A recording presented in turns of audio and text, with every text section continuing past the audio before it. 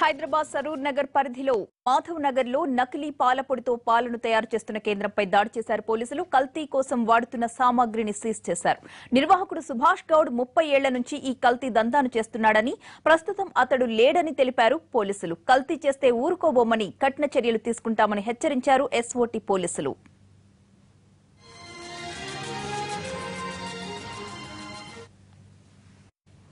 కల్తీ మిల్క్ దందాకు సంబంధించి మరిన్ని వివరాలు మా ప్రతినిధి రాధాకృష్ణ అందిస్తారు. రాధాకృష్ణ, చెప్పండి, ఈ సరూర్ నగర్ పరిధిలో ఎంతకాలంగా ఈ కల్తీ మిల్క్ అనేది తయారవుతుంది?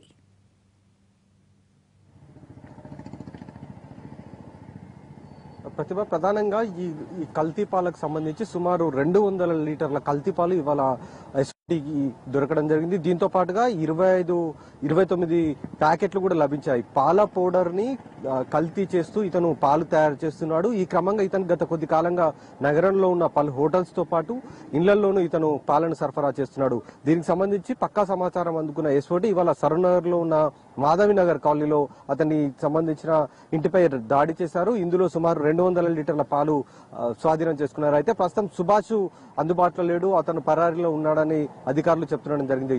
కల్తీ పాలకు సంబంధించి అధికారులు చాలా స్పష్టంగా హెచ్చరిస్తున్నారు. ఇలాంటి పాలు గనక ఎవరైనా తయారు చేసినా విక్రయించినా వాళ్ళపైన చాలా కఠినంగా వ్యవహరిస్తామని చెప్తున్నారు. పీడీ యాక్ట్ ప్రయోగిస్తామని చెప్తున్నారు. అయినా కానీ కల్తీ దందా మాత్రం యథావిధిగా కొనసాగుతూనే ఉంది. కల్తీ పాలు సరూర్ నగర్, మాధవి నగర్ లో దొరికిన కల్తీ పాలతో పాటు ఉదయం పాత బస్తీలోని బహదూర్పుర పోలీస్ స్టేషన్ పరిధిలో ఉన్న అసద్ బాబా నగర్ లో జరిపిన కార్డన్ సెర్చ్ లో కూడా ఎలాంటి అనుమతులు లేకుండా తయారు చేస్తున్న అల్లం పేస్ట్, అలాగే మెహందీ, వీటికి సంబంధించి తయారు చేస్తున్న ముఠా కూడా గుట్టురట్టయింది. వాళ్ళకి సంబంధించి కూడా చాలా భారీ స్థాయిలోనే వాళ్ళ నుండి కూడా సేకరించడం జరిగింది. ఇలా వరుసగా కల్తీకి సంబంధించి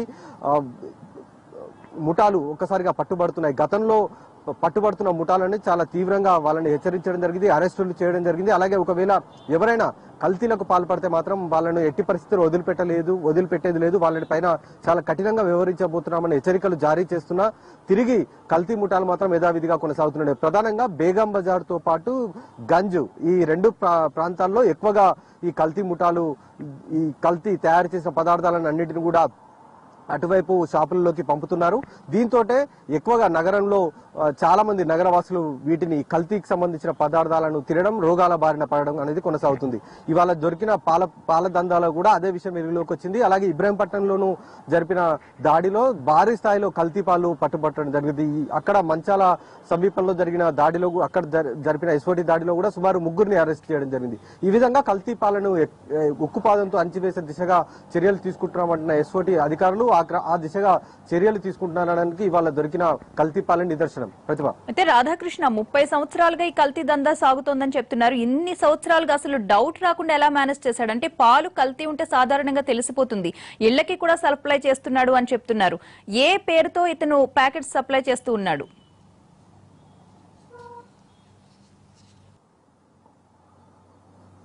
ప్రధానంగా ఇతను అంటే కల్తీ పాలకు సంబంధించి ఎప్పుడైతే అనుమానం వస్తుంది, అంటే కొంతమంది హోటళ్లకు సంబంధించిన వాళ్ళు పెద్దగా పట్టించుకోరు, ఎందుకంటే హోటల్ బిజినెస్ కాబట్టి వాళ్ళకు తక్కువ ధరకు పాలు లభిస్తుండడం, దీంతో 100 లీటర్లు వాటిని సేకరించి టీగా మార్చి వాటిని అమ్ముతుండడం అనేది చేస్తారు. ఎప్పుడైతే ఇళ్లలోకి ఇలాంటి కల్తీ పాలు వస్తాయో అప్పుడు అనుమానం అనేది రావడం జరుగుతుంది. ముందుగా పాలు తర్వాత అంటే కాగబెట్టిన తర్వాత తోడు పెట్టడం, అప్పుడు పెరుగు అవుతున్న సమయంలో దీనికి సంబంధించి పూర్తి స్థాయిలో అనుమానం వస్తుంది. ఈ క్రమంలోనే ఒక ఇంటి నుండి వాళ్ళకు అనుమానం రావడం, వాళ్ళు ఎస్ఓటీని ఆశ్రయించడం జరిగింది. దాని తర్వాత వాళ్ళు రైడ్ చేసినప్పుడు అతను ఈ పాల దందా ఒక్కసారిగా వెలుగులోకి రావడం జరిగింది. ఇతను చాలా కాలంగా ఈ దందాన్ని కొనసాగిస్తున్నాడు. ప్రధానంగా నగరంలో ఉన్న హోటళ్లు, ఎక్కడైతే శివారు ప్రాంతాల్లో సరిగ్గా నిఘా ఉండదు, అలాగే కొన్ని కాలనీలలో ఉన్న హోటళ్లకు వీటిని అతను సప్లై చేస్తున్నట్టుగా గుర్తించడం జరిగింది.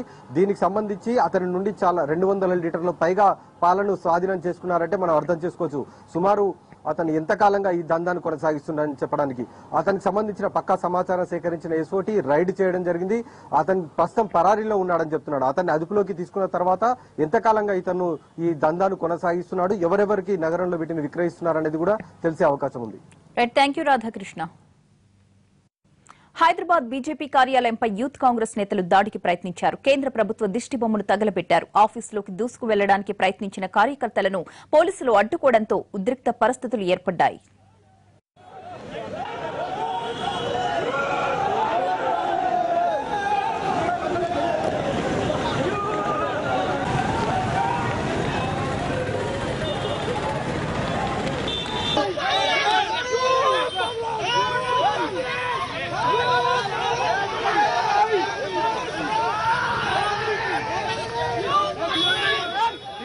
మా రాహుల్ గాంధీ నేత గారు పరామర్శించడానికి గుజరాత్ వెళ్తే ఈ మోదీ ప్రభుత్వం కొడతారు.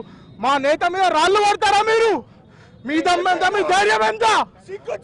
సిగ్గుచెట్టు ఉన్న మోదీ అయితే వెంటనే దీన్ని మీరు ఖండించని తీసుకొని క్షమాపణ చెప్పాలి మా రాహుల్ గాంధీ గారికి. ఈ రోజు మా అధ్యక్షుని పిలుపు మేరకు, అనిల్ కుమార్ యాదవ్ గారి పిలుపు మేరకు మేము బీజేపీ ఆఫీస్ ని ముట్టడించడం జరిగింది. అవసరమైతే బీజేపీ ఆఫీస్ లో వెళ్ళి ప్రతి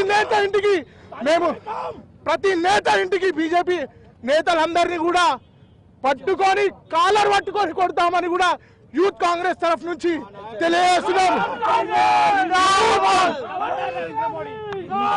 నరేంద్ర మోదీ బీజేపీ నాయకులారా, మీరు ఇక పైన ఏం చేసినా ఏం చేయకపోయినా ఇంకా మీరు చెల్లుబాటు అవ్వదు. 2019లో మా రాహుల్ గాంధీ గారు ప్రధానమంత్రి అవుతారు. అప్పుడు మీ పనులు ముట్టగతులుండో బీజేపీ నాయకులారా, ఖబర్దార్. గుజరాత్ లో బీజేపీ కార్యకర్తలే తన కారుపై రాళ్లు విసిరారన్నారు కాంగ్రెస్ ఉపాధ్యక్షులు రాహుల్ గాంధీ. గుజరాత్ లో వరద బాధితుల్ని పరామర్శించడానికి వెళ్లిన రాహుల్ కాన్వాయ్ పై కొంతమంది వ్యక్తులు రాళ్లు రువ్వారు. ఈ దాడిలో రాహుల్ వ్యక్తిగత సిబ్బందికి గాయాలయ్యాయి.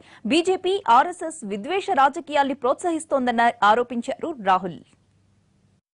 कल की घटना में इतना बड़ा पत्थर बीजेपी के वर्कर ने मेरी ओर मारा, मेरे पीएसओ को लगा। मोदी जी और बीजेपी आरएसएस का राजनीति का तरीका है और क्या कह सकते हैं। पूरी राहुल जी पीएम ने कंडेम भी नहीं किया, सीएम ने कंडेम किया, किसी ने कंडेम तक नहीं किया अटैक को। जो अपने आप काम करता है वो कंडेम कैसे करेगा? उन्हीं के लोगों ने किया है तो वो कंडेम कैसे कर सकते हैं।